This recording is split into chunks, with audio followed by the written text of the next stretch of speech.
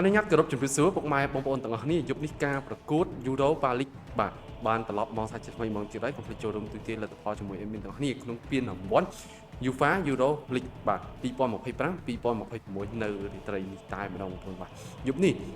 អេដមីនមាន2គូមកចែកជូនបងប្អូនលេងកំសាន្តទាំងអស់គ្នាក្នុងការប្រកួតនៅរាត្រីនេះផងដែរបងប្អូនបាទយប់នេះRobot Sasbert ត្រូវប៉ះគ្នាជាមួយនឹង Photo ផងដែរបងប្អូនកុំភ្លេចចូលរួមទូទាត់លទ្ធផលជាមួយអេមីនទាំងអស់គ្នាក្នុងការប្រកួតនៅរាត្រីនេះបាទហើយគូទី2 Aston Villa ត្រូវប៉ះគ្នាជាមួយនឹង Bologna ផងដែរបងប្អូនបាទដឹងតែក៏ក្រៅហើយកុំភ្លេចចូលរួមទូទាត់ក្នុងការប្រកួតនៅរាត្រីនេះផងដែរបងប្អូនបាទអេដមីន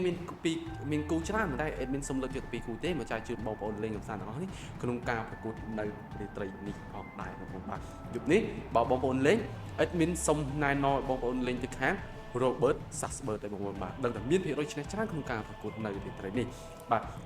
គូទី2 admin សុំណែនាំបងប្អូនលេងទៅខាង Aston Villa បាទ Aston Villa នេះបងប្អូនបាទល្អហើយក្នុងការប្រកួតនៅរាត្រីនេះដឹងតែមានភាគរយឈ្នះច្រើនក្នុងការប្រកួតនេះលេង over ក៏បានលេងទៅខាងវាយក៏បានដែរបងប្អូនបាទមានភាគរយទាំងអស់បងប្អូនបាទហើយកុំភ្លេចតាមដាន admin មួយផង follow